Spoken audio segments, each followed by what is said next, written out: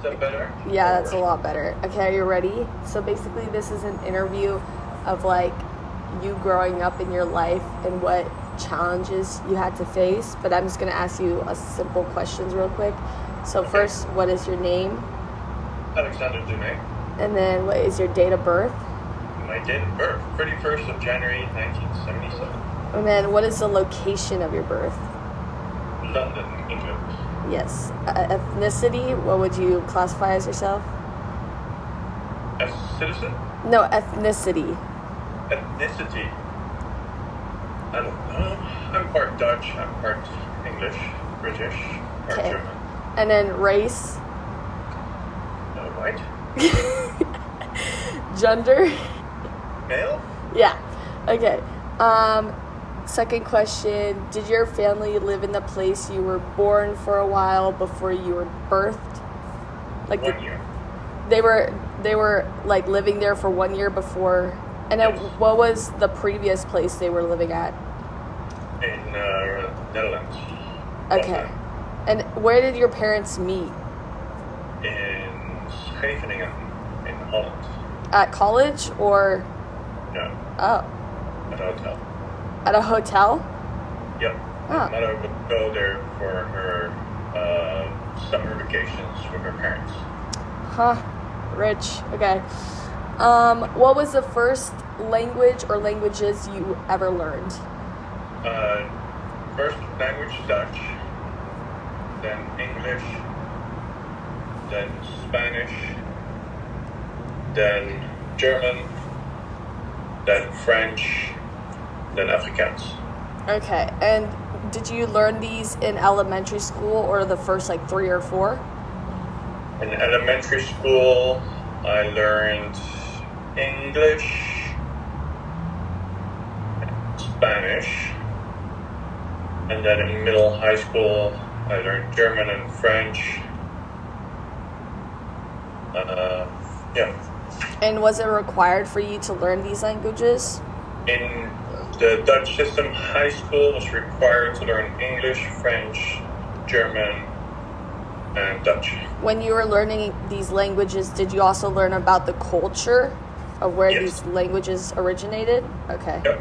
Were there a lot of like children of different ethnicities in your classes, or what was the minority race? No, it was pretty good mix.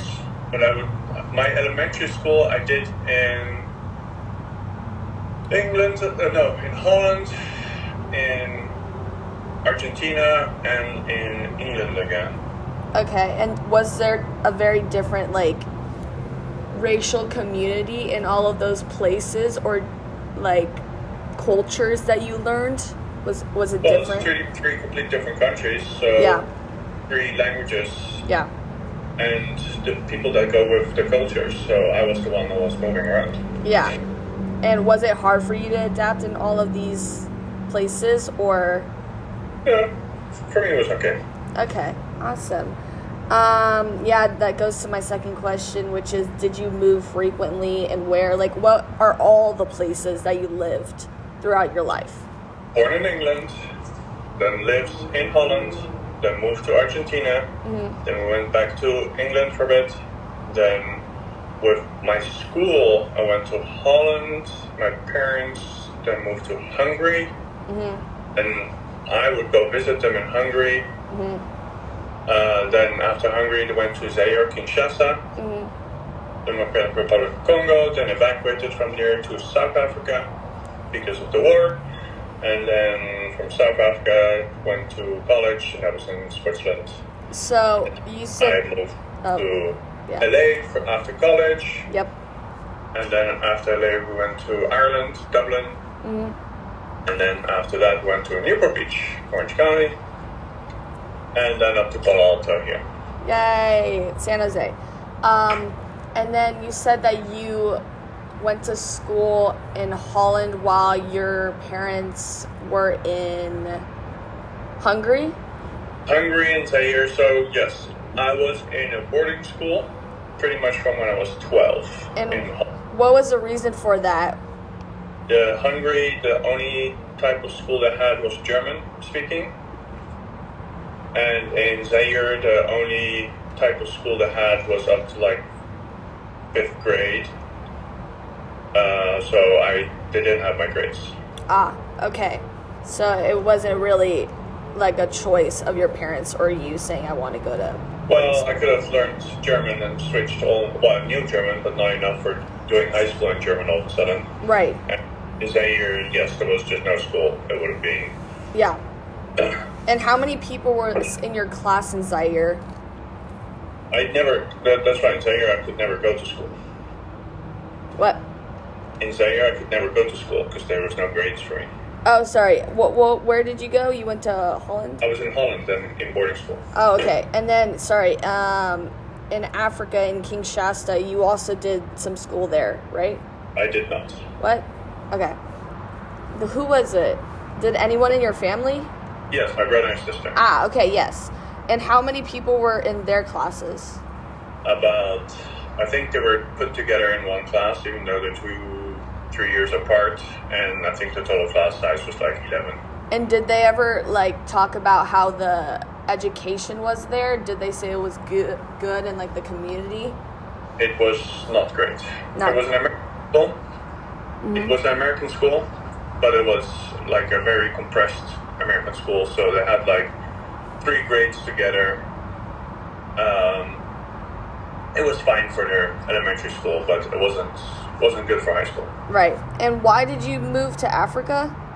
Because my father worked for Shell Oil, and he was posted there for his job. Okay. And then why did you have to evacuate from there? With what war? That was when, right after the Hutus and Tutsis, the big genocide happened in the eastern part of the country. Then one of the upcoming people that tried to take power, Kabila, overthrew Mobutu, the existing president in Zaire, and he overthrew the government and took over, and that's when we left. Okay. On a speedboat across the river to Brazzaville, Congo, and then we stayed there 2 nights in the airport and then flew out to South Africa. And can you elaborate on how you and your sister had to evacuate and you kind of had to be responsible for your siblings' safeties? So my sister was 5 years younger. I was in Zaire at the time because I was driving her to school every day. My parents were in South Africa. And then at some point, it started to get more and more heated. People with proper weapons on the streets and started to threaten you. Then I dropped the dogs off at the U.S. Embassy for them to take care of. In fact, we go back to the little suitcase with whatever we thought was valuable to take with us. And then we were picked up by somebody who worked with my father at the office. And they took us to a little harbor down the street and put our suitcases on a little speedboat and boated across to Brazzaville across the Congo River. And then the other side we had to buy, because we didn't properly leave the country, we had to buy the stamps as if we left the country and to get into Congo, otherwise they wouldn't let us get into Congo.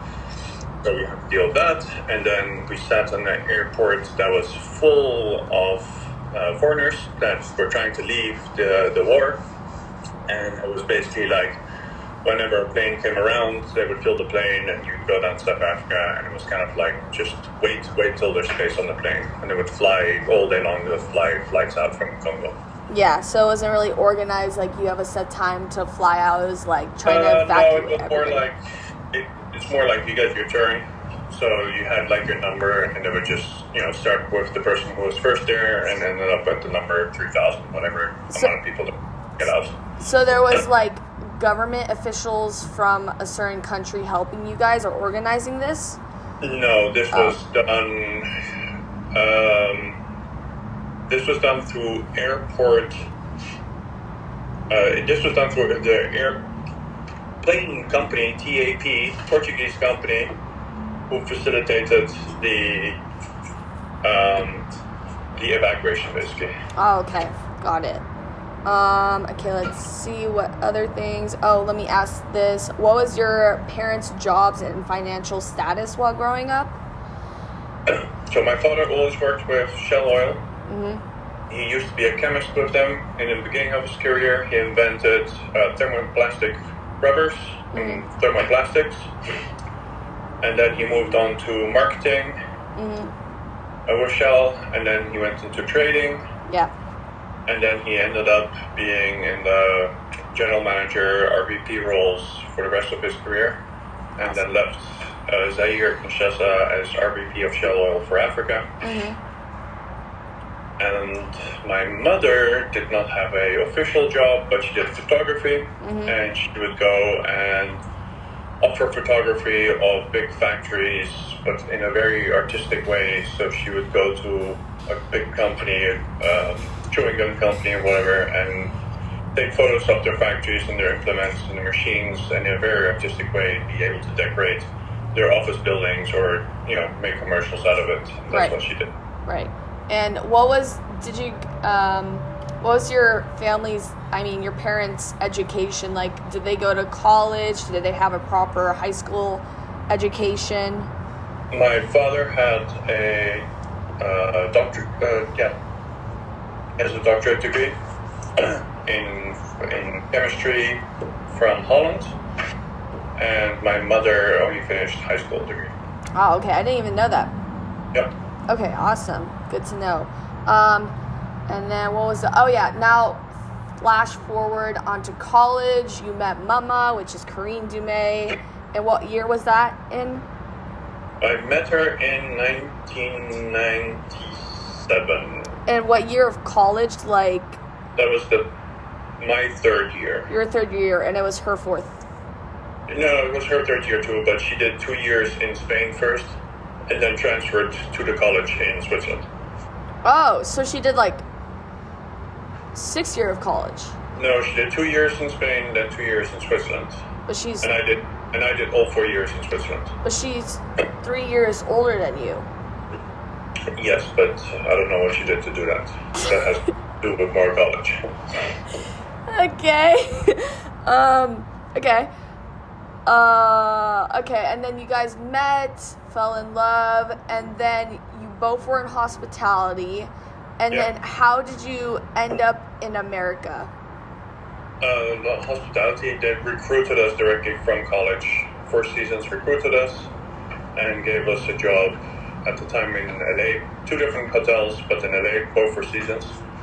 And then we started our career in LA at Regent Beverly Wilshire, where Mama was, and then the Four Seasons on Doheny worked. And then we both then moved to Switzerland, and then both back to Newport Beach, and then we kept on moving together. And how was the recruitment process? Was it based on grades or connections?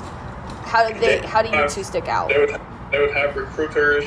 You would apply to one of the companies in college, and they would have a recruiter that would fly out from the US and would come spend time on those applications that they thought were worth interviewing. They would do a full-blown interview at the college and basically make the decision right there who they would recruit, who they would hire. Okay. So job interview at college level, and then you would find out like a month later by email that you were not hired. Oh, okay. So you guys got put together, and that's very lucky. Yeah. That's awesome. Actually, I want to go back onto getting into college. Was it an easy process? And tell us the process, because it's very different nowadays since we have these very competitive schools in America. So I just want to know how it was in Switzerland, or getting into the... So in Switzerland, it was I found a flyer or a brochure basically that was posted in my high school in Holland, and that had it didn't have this hotel management school, but I had another one. So I was trying to get into, I didn't know of how many there were and everything, so we found out that Lucerne existed, so I was trying to apply to Lucerne.